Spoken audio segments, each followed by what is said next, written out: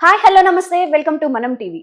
వీర రాఘవరెడ్డి అనే ఒక వ్యక్తి రామరాజ్యం అనే ఆర్గనైజేషన్ స్టార్ట్ చేసి రీసెంట్ గా చిలుకూరి బాలాజీ టెంపుల్లో ఉన్న ప్రధాన అర్చకులపై కూడా దాడి చేయించారు. అసలు ఎవరా వీర రాఘవరెడ్డి, ఆ రామరాజ్యం కథ ఏంటో తెలుసుకుందాం. ఇప్పుడు మనతో ఉన్నారు సీనియర్ పొలిటికల్ అనలిస్ట్ రవీంద్రబాబు గారు. నమస్తే సార్. నమస్తే రమ్య.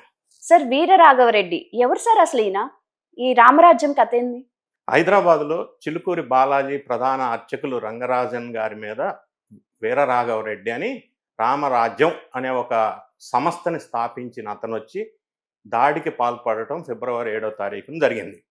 తర్వాత వాళ్ళు ఫిబ్రవరి 9న రంగరాజన్ గారి ఫాదరు పోలీస్ కంప్లైంట్ ఇవ్వటం, తర్వాత అతన్ని అరెస్ట్ చేయటం, ఆయనతో పాటు ఆయన అనుచరులను కూడా అరెస్ట్ చేసి జైల్లో పెట్టారు. సో ఈ విషయాన్ని మనం ఒక్కసారి విశ్లేషణ చేయవలసి వస్తే ఇది మతోన్మాదానికి పరాకాష్ఠగా మనం చెప్పవచ్చు. నక్సలిజం ఎంతైతే డేంజరో, ఉన్మాదవాదం ఎంతైతే డేంజరో, ఇతను భావాలు కూడా ఆ విధంగా అంత డేంజర్ సమాజానికి అని చెప్పక తప్పదు. సో ఈ దాడిని అందరూ రాజకీయ పార్టీలకు అతీతంగా ప్రతి ఒక్కరూ ఖండించారు. ఎవరైనా ఖండించవలసిన విషయం. పూజారుల మీద దాడి చేయటం అనేది చాలా తప్పు, అది అమానుషం. కేటీఆర్ గారు కూడా ప్రతి ఒక్కరు పార్టీలకు అతీతంగా అందరూ కూడా దీన్ని తీవ్రంగా ఖండించారు, ముఖ్యమంత్రి గారితో సహా, 2 తెలుగు రాష్ట్రాల ముఖ్యమంత్రులతో సహా. సో మనకి ఈ దాడి విషయం చేశారు ఒకటి. రెండో అంశం ఏంటంటే అన్నిటికంటే పరాకాష్ఠ అయిన అంశం, దాడి చేసేటప్పుడు వాళ్ళ మనుషులే వీడియో తీసి ఆ వీడియోని పబ్లిక్కి సర్క్యులేట్ చేశారు. సో అందులో వాళ్ళు చాలా తీవ్రంగా మాట్లాడిన మాటలన్నీ కూడా ఆ వీడియో క్లిప్పింగ్స్లో మనం చూసాం. ఈ వీర రాఘవరెడ్డి అని చెప్పుకునే వ్యక్తి తూర్పుగోదావరి జిల్లాకి సంబంధించిన వ్యక్తి. ఒక మ్యూజిక్ టీచర్గా చెప్తున్నారు. ఆయనతో పాటు ఒక 25 మంది ఒక సైన్యాన్ని తయారు చేసుకున్నాడు. ఈయన ఉద్దేశం ఏంటి అని అంటే ఆయన మాటల్లో మనకు అర్థమవుతుంది ఏంటంటే రామరాజ్యం పేరుతో ధర్మ సంస్థాపనం చేయాలా అనేది ఆయన ఆలోచనగా కనిపిస్తూ ఉంది. అది కూడా కోర్టులకి, చట్టాలకి, రాజ్యాంగానికి సంబంధం లేకుండా ఈయనే సొంత రాజ్యాంగం, ఈయనే సొంత చట్టం కింద రామరాజ్య స్థాపన చేయాలని ఒక ఉన్మాదమైన ఆలోచనతో ముందుకు వచ్చాడు అనేది మనకు అర్థమవుతా ఉంది. ఇతను 5,000 మంది సైన్యాన్ని రిక్రూట్ చేసుకోవాలని చెప్పి ఒక అడ్వర్టైజ్మెంట్ ఇచ్చాడు. ఏది సెప్టెంబర్ 1 నుంచి డిసెంబర్ 31 ఈ పీరియడ్లో ఒక 5,000 మంది సైన్యాన్ని రిక్రూట్ చేయాలని అడ్వర్టైజ్మెంట్ ఇచ్చాడు. సో దానికి రిక్రూట్మెంట్కి ఎలిజిబిలిటీ ఏమిచ్చాడంటే 10th క్లాస్ పాస్ అయి ఉండాలా, ఇక్ష్వాకుల వంశానికి సంబంధించిన వాళ్ళు అయి ఉండాలా, 20 years నుంచి 50 years ఏజ్ మధ్యలో ఉండి ఉండాలా, యంగ్స్టర్స్, 5 కిలోమీటర్లు వాకింగ్ చేయగలిగిన శారీరక ఫిట్నెస్ ఉండాలా, 2 కిలోమీటర్లు పరిగెత్తగలిగిన శారీరక ఫిట్నెస్ ఉండాలా. ఇవన్నీ కండిషన్స్ ఎలిజిబిలిటీకి ఫుల్ఫిల్ అయితే మేల్ అయినా ఫిమేల్ అయినా ఈయన సైన్యంలో తీసుకునే ఎలిజిబిలిటీ పెట్టాడు. వీళ్ళకి పర్ మంత్ 20,000 శాలరీ ఫిక్స్ చేశాడు, with free accommodation, free food. ఈ కండిషన్స్తో రిక్రూట్మెంట్ స్టార్ట్ చేశాడు. ఇది రిక్రూట్మెంట్ చేసి ఇప్పటివరకు 25 మందిని రిక్రూట్ చేసుకున్నాడు. ఈ సైన్యం రిక్రూట్ చేసుకున్న తర్వాత ఈయన గుడుల మీద దాడులకి స్టార్ట్ చేశాడు. ఈ చిలుకూరు బాలాజీ దేవస్థానం అర్చకుల మీద దాడి చేయడానికి ముందు కోటప్పకొండ, నర్సరావుపేటలో ఉన్న కోటప్పకొండ దేవాలయానికి వెళ్ళి దాడి చేశాడు. అక్కడ చేసిన తర్వాత ఈ సైన్యం మొత్తానికి పర్ హెడ్ 2,000 రూపీస్ ఇచ్చి ఒక యూనిఫామ్ అందరికీ ఇచ్చాడు. ఆ యూనిఫామ్ వేసుకున్న వీళ్ళ బృందం, గ్యాంగ్, చిలుకూరు బాలాజీ అర్చకుల దగ్గరకు వచ్చేసి, ఎన్నో టెంపుల్స్ ఉన్నాయి కదా, ఎందుకు చిలుకూరి బాలాజీ టెంపుల్? చిలుకూరి బాలాజీ టెంపుల్ అనేది చాలా ప్రతిష్టాత్మకమైన మంచి ఆదరణ కలిగిన టెంపుల్ గా మనం చెప్పవచ్చు. మరీ ముఖ్యంగా చిలుకూరి బాలాజీ అనగానే వేస దేవునిగా అందరూ భావిస్తారు. వీసా రాకపోతే అక్కడికి వెళ్తే వీసా వస్తుందని. అంత తిరుమల తర్వాత అంత ప్రసిద్ధి పొందిన దేవాలయం.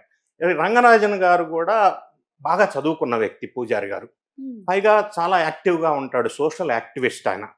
సో ఆయన కూడా దేవాలయ భూముల అక్రమాలకు పాలు అవుతున్నాయి అనే దాని మీద కూడా కొంత ఉద్యమం చేసిన చరిత్ర ఉంది. ప్లస్ భక్తులకు కూడా ఆయన హితబోధ చేస్తూ ఉంటాడు టెంపుల్లో. అంత మంచి చరిత్ర గల ఫ్యామిలీ అది. రంగరాజన్ గారి తండ్రి సౌందర్యరాజన్. వీళ్ళంతా కూడా బాగా committed for the temple development Balaji temple Chilkur. అయితే సార్, చిలుకూరి బాలాజీ టెంపుల్లో వర్క్స్ ఉంటాయి కదా, దాంట్లో వేరే మతాల వాళ్ళు ఇన్వాల్వ్ అయ్యారు అని చెప్పేసి చిలుకూరి బాలాజీ టెంపుల్ ని టార్గెట్ చేశారు అనే వార్త కూడా ఉంది. ఇది వేరే మతస్థులు ఇన్వాల్వ్ అయ్యారని మనం అనలేము, ఎందుకంటే వాళ్ళు ఆ టెంపుల్లో హుండీ కూడా పెట్టలేదు. అంటే కలెక్షన్ మనీ మోటోగా వాళ్ళు పనిచేయట్లేదు. అక్కడ ధర్మ సంస్థాపనార్థం దేవాలయ అభివృద్ధికి సనాతన ధర్మానికి కట్టుబడి రాజ్యాంగం పరిధిలో వాళ్ళ పని వాళ్ళు చక్కగా నిర్వర్తించి మంచి పేరు తెచ్చుకున్న పంతులు గారి ఫ్యామిలీ అది. సో ఈ గ్యాంగ్ ఏదైతే ఉన్నదో రామరాజ్యం అనే పేరుతో ఈ నొటోరియస్ పీపుల్ ఎవరైతే ఉన్నారో వాళ్ళు రంగరాజన్ గారి మీద దాడి చేసే సందర్భంలో వీడియో క్లిప్పింగ్స్లో మనకి చూసినట్టయితే కొన్ని అంశాలు మనకి బయటకు వచ్చినాయి. ఒకటి, ఆయన ప్రస్తావిస్తూ రంగరాజన్ గారిని కింద కూర్చోబెట్టి హింసిస్తూ తీవ్రమైన పదజాలంతో మాట్లాడుతూ ఆయన మాట్లాడిన మాటల్లో కొన్ని పాయింట్స్ మనం గమనించినట్టయితే ఈ ఉన్మాద ఏ విధంగా ఉందనేది అర్థమవుద్ది. ఒకటి, ఆయన ఏం చెప్తున్నాడు, సిఆర్పిసి 197 సెక్షన్ గురించి మాట్లాడాడు. ఓకే, అంటే సిఆర్పిసి 197 సెక్షన్ ఏం చెప్తుందంటే ఐపీఎస్ కానీ ఐఏఎస్ కానీ ఎవరైనా అత్యున్నత అధికారి ఆయన వృత్తి ఆయన చేయాల్సిన విధులు నిర్వహించే సందర్భంలో కోర్టులు ఇన్వాల్వ్ కాకూడదు అని చెప్తుంది.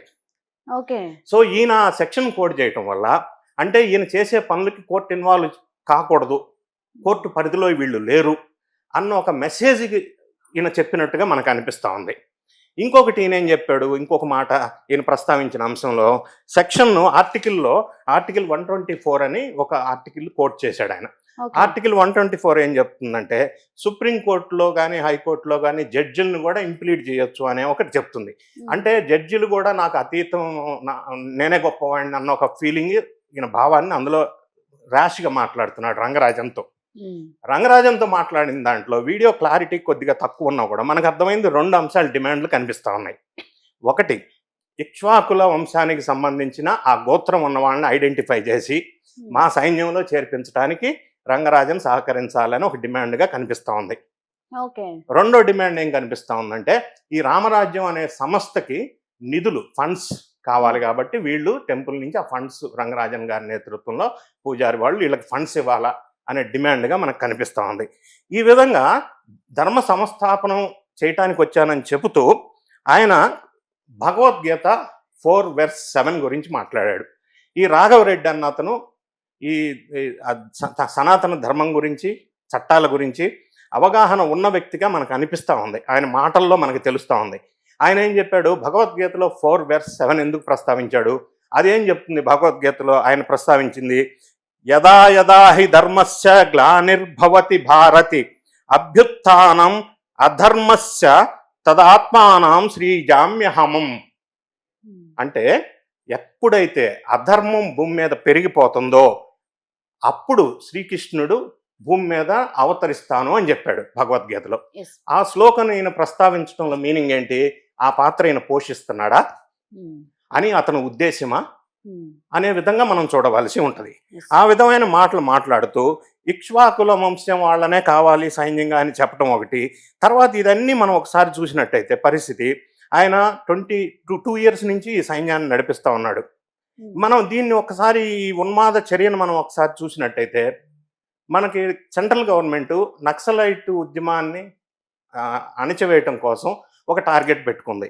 2026 మార్చి కల్లా నక్సలిజం ఇండియాలో ఉండకూడదని కేంద్ర ప్రభుత్వం టార్గెట్గా పనిచేస్తూ ఉంది. దానికి ఆపరేషన్ కగారా అని పేరు పెట్టారు. దాంట్లో ఇప్పటివరకు 80 మంది నక్సలైట్స్ని ఈ మధ్య కూడా ఎన్కౌంటర్ జరిగింది. సో ఆ విధంగా నక్సలైట్ ఉద్యమాన్ని అంటే అణచివేసే ప్రక్రియగా భారతదేశ ప్రభుత్వం ముందుకెళ్తున్న తరుణంలో ఇది కూడా నక్సలైట్ ఉన్మాదమైన చర్యగా మనం భావించవలసి ఉంటుంది. సార్, అయితే ఇట్లాంటి ఆర్గనైజేషన్స్ కి అప్రూవల్స్ ప్రభుత్వం నుండి ఏం అవసరం ఉండదు సార్? ప్రభుత్వం నుంచి అప్రూవల్ వీళ్ళకి ఏముంటుంది. దీంతో పాటు ఇంకోటి ఏం చేశాడు, ఈ ఫండ్కి రైజింగ్ కోసం ఆంధ్ర రాష్ట్రాల్లో 2 తెలుగు రాష్ట్రాల్లో ఫండ్ రైజింగ్ కూడా చేశాడు. 1,22,000 రూపాయల కలెక్షన్ కూడా చేశాడు. ఎలా సార్, ఎలా కలెక్ట్? దానికి ఈయన ఆశయాలు, ఈయన భావాలు, ఈయన ఉద్రేకపూర్వకమైన వీడియోస్ ప్రచారం చేయటం వల్ల కొంతమంది యూత్ అట్రాక్ట్ అయ్యి దానికి పైసలు ఇచ్చి ఉండవచ్చు, డొనేషన్స్ ఇచ్చి ఉండవచ్చు.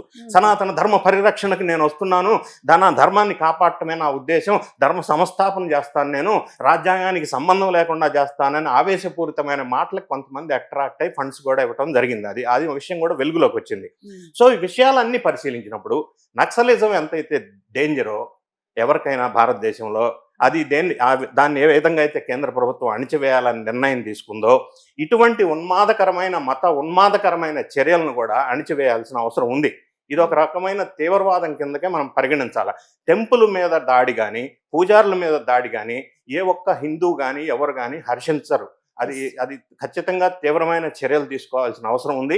ఇప్పటి వరకు అరెస్ట్ చేసిన వాళ్ళ దగ్గర నుంచి ఇంకా కొంతమంది అరెస్ట్ చేయవలసిన అవసరం ఉంది.